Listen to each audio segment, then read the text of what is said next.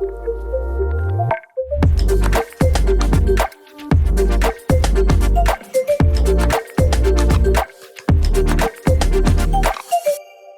I'm Bethan Coe, Head of Recruitment, Internal Mobility and Future Talent. This week we're celebrating National Apprenticeship Week, and what better way to do that than actually talk to some of the people who are apprentices in our business at the moment. So I'm thrilled to be joined by 3 apprentices who are here. We have Jack, who has just joined us. He joined in December.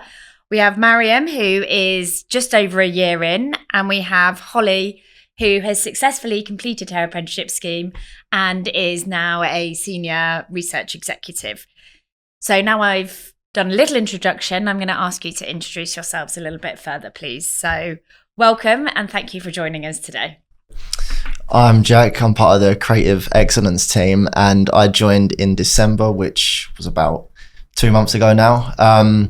And I've just sort of always had a passion for this industry, whether that be marketing or within market research. So I just thought that with the way everything was going with my previous job role and just life in general, I thought it'd be a perfect opportunity to take the next step in my career.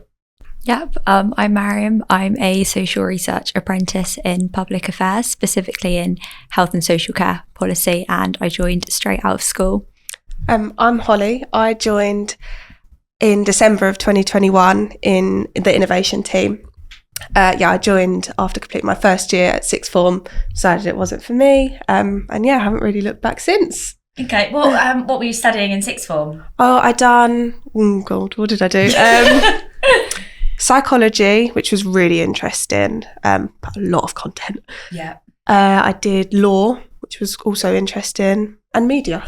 Okay, nice little mix. Yeah. Nice introduction probably to some of the work that we do. Yeah, exactly. It's quite relevant. So Jack, you've been here for a couple of months now, started just before Christmas. What's one of the things that surprised you most about working at Ipsos? I would have to say that considering how large of a company that Ipsos is, the thing that has surprised me most is just how relaxed and how sort of fun per se the working culture is. It doesn't feel intimidating whatsoever, because where in my previous role it was quite a small company, so I thought it was going to be a lot different, but now that I've settled in, everyone's really lovely, and the work isn't too overwhelming. Granted, there was a lot to learn, but still in the process of that. But yeah, it was just a really, really nice working culture, and I thought it was going to be a lot more intimidating, where it was sort of my first proper job working in the city. So that's definitely been a nice touch. Good, I'm glad to hear it. Glad to hear. And when people talk about support in apprenticeships, what does that look like for you in your day-to-day, and how has that affected the confidence in your role? I would say that the thing that I look for the most is just having someone that I can always reach out to if I need help, or someone that was sort of in my position before.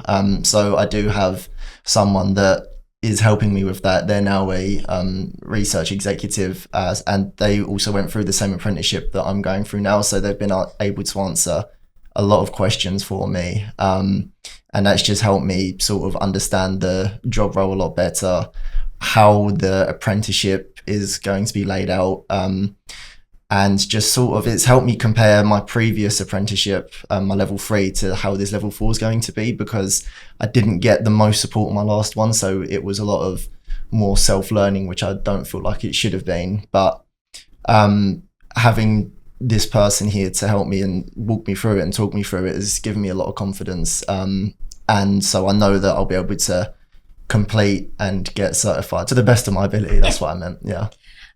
Mariam, you've been here for a little bit longer now. Can you remember what support you had in place when you first started and how that support has continued? Yeah, definitely. So I joined in September 2024, and I think one of the main things that helped me is the relationship I had with my line manager. And when I started straight off the bat, which sounds insane now, but I would have a check-in practically every other day with my line manager, even if it was like 10, 15 minutes, which now, like 2 years in, I don't feel like I need that. But at the time, that was really, really useful to me. And I think being in an environment where I wasn't made to feel silly for needing that support really, really helped me. And then, yeah, I think just kind of being open and always communicating openly with that person has been the best support for me. I think that's really important as well, having a manager you feel comfortable enough with to say like, and have those regular check-ins and not feel judged or like you're behind for needing that, because that absolutely isn't the case. That's something that's nice about being in the office as well, is that you get to see the people you're working with and ask them to have little check-ins. Other thing as well, I think, is an amazing support system is the buddy scheme that we have.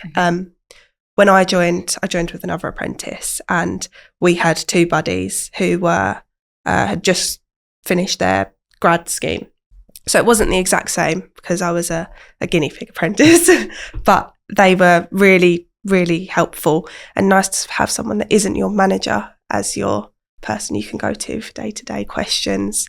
How do you think that support in the beginning helped with your progression to where you are now? Yeah, massively. I think it does come down to about feeling comfortable to ask questions, which I was always made to feel like the more questions, the better. If you're asking questions, a lot of people find that it means you know what you're doing. They trust you if you ask the right questions. I've also, something I thought about recently was that where I felt so comfortable having all these questions and conversations, where I'm now at a point where I've completed my apprenticeship a little while ago, I'm now the person who people can reach out to for support.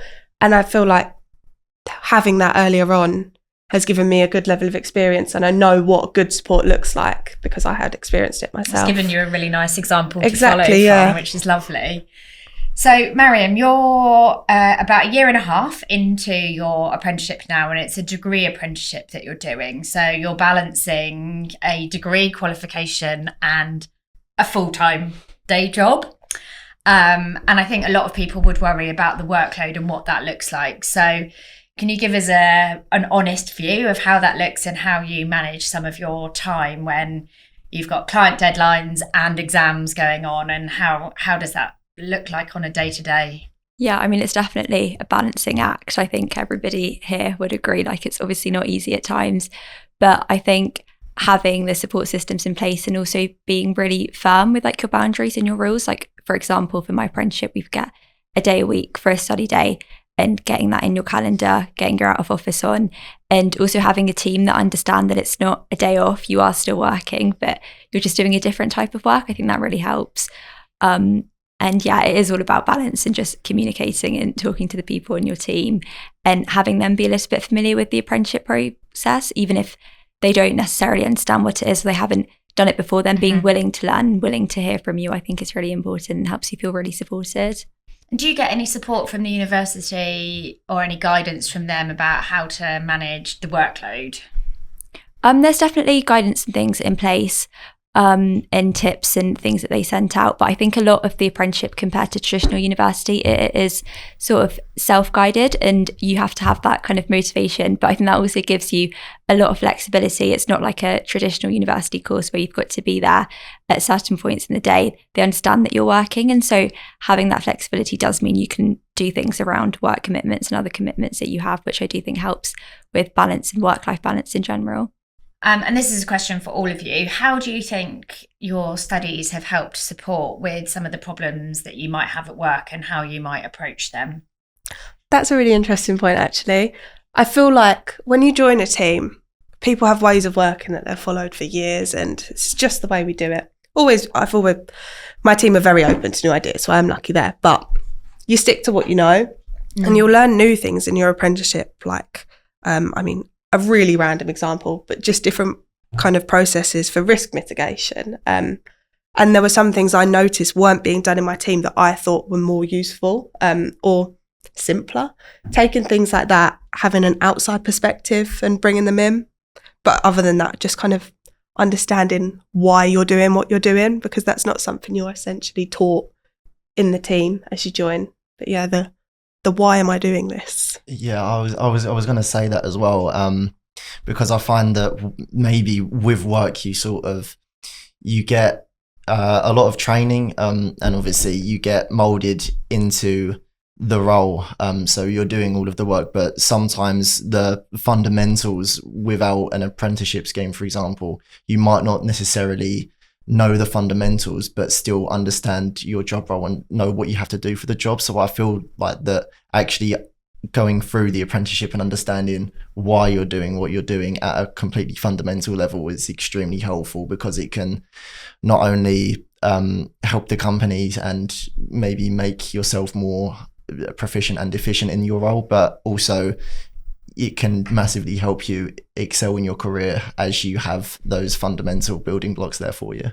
Yeah, I think it can also kind of give you an advantage for the studying side. And for me, particularly like for the university side, often we'll cover something in class and I would have already done it at work or done something similar at work. And I think that gives you an advantage because you kind of already know the material, but also you know how to put the material into practice and you don't feel maybe as disassociated with what you're learning and what you're doing, and you can kind of see how that links, which I find really useful. It's really nice to hear that you're able to apply learning from work in university as well as the other way around. And I think your example, Holly, of learning something during your apprenticeship, taking it back to the team, thinking about how you can do things in a different way is exactly the kind of thing that we want to see. Yeah. Because it's two-way. You're learning a lot of things in the moment, in the day-to-day, and can challenge some of the processes that we've had in place for such a long time. Yeah. That we might not look at or think about how we can do in a different way. So that's great. Yeah. I think you also made a good point by talking about learning the absolute basics. Yeah, like the Because when you come into it, I mean, I didn't know a thing. Like, you know, you read it up and that sounds really interesting. I'm interested in that. But you don't know a thing about it. And your managers and the people you work with might not have been at that stage for a good few years. So you forget. I mean, even now it's hard to think about the very, very beginning. But when you have that in an apprenticeship, you are taught that as if you don't know anything. You are built up from the very... Yeah, so it is important because you might not be able to get that from your team. It is essentially like learning a completely new subject at school in essence. Exactly that, yeah, it is. And I think some ways you do have to treat it a little bit like that, in that you are learning something entirely new that you've not done before.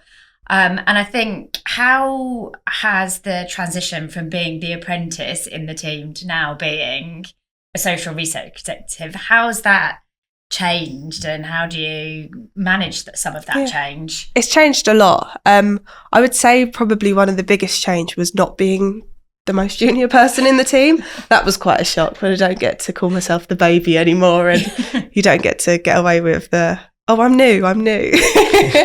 That was a big change. And when you're explaining stuff to these newcomers, you really do realise, oh my God, I've learnt so much stuff. I know a lot more than I realise I do. But yeah, I would say that's probably the biggest change, but it's great. Love it. And Mariam, we just had 2 new social research apprentices join in September of last year. So have you been working with them? Have you given them any of your knowledge or guidance or special tips that you've come across? Yeah, definitely. And I think I've also probably learned a lot from them as well. But no, it's really nice to have a bit of a cohort, similar to what Holly was saying about being like the guinea pig apprentice. We were always kind of the guinea pig apprentices for our scheme. So it's definitely nice seeing people come up and there being a smaller cohort and more people to kind of discuss with and complain with. There's always got to be a first one. There's always got to be someone coming in to pioneer the way forward. And I think where we've seen the success, that's where it's embedded so well that we've then gone out and done it again, because we know it's a really great way of bringing people into the organisation. So some of my final questions. What's the one thing that you wish people would understand more about apprenticeship schemes? I think one thing I wish people knew more is that they do exist in the corporate sector. I think a lot of people have this idea that they're kind of more labouring type jobs. I know you do a lot of like carpentry, electrician ones, which have kind of your one day out at college, but it is not just limited to that anymore. It's very wide, and I think an amazing opportunity in the corporate side.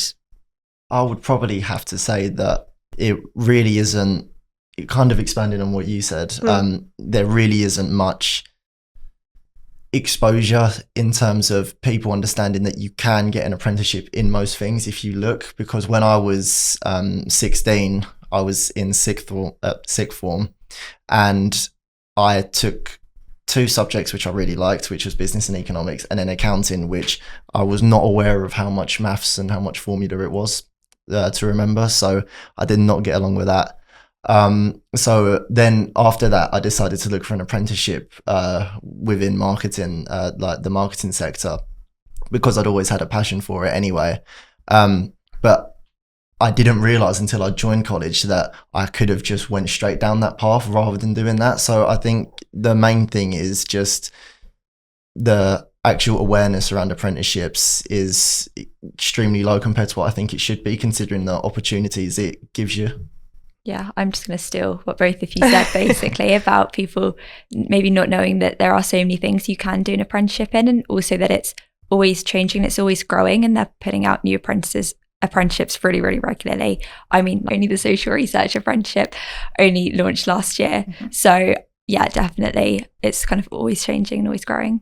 I think another thing, actually, a stigma around apprentices that I think I kind of was hoping to not experience when I first joined was that you are just a person that just makes the tea or does like the really, really basic jobs, which it totally is not at all. And I'm very glad that it wasn't. But yeah, you straight away feel very involved. Yeah, I would say a stigma is that you're not just the tea lady. I mean, I'm very pleased to hear that you are not a tea lady. Yes, I'm absolutely not. So if I can take you back to thinking about when you were applying for apprenticeship schemes, where did you look? How did you find us? I think I found it on LinkedIn. Yeah, I think my mum was helping me quite a lot. She was quite worried that, I mean, I think a lot of mums would be like, what do you mean you don't want to finish sixth form? That's no way that's happening. So yeah, she was getting in contact with all her connections on LinkedIn and was forwarding me applications, and I thought the one at Ipsos sounded really interesting. My way, I feel, was really unique that I actually found the apprenticeship. My dad is a black cab driver, and one day he came home with Ipsos branding on his cab. So I was like, oh, that's something that I want to do, and happened to check the website and the vacancy was there. So I applied for it, and yeah, now I'm here. So that was meant to be. Yeah, that absolutely. That was fate bringing me here. No, mine's a bit less interesting. I looked on the government website for different apprenticeships because I knew I didn't want to go to university at all. And kind of similar to what Holly was saying, my parents were a bit like, what do you mean you don't want to go to university?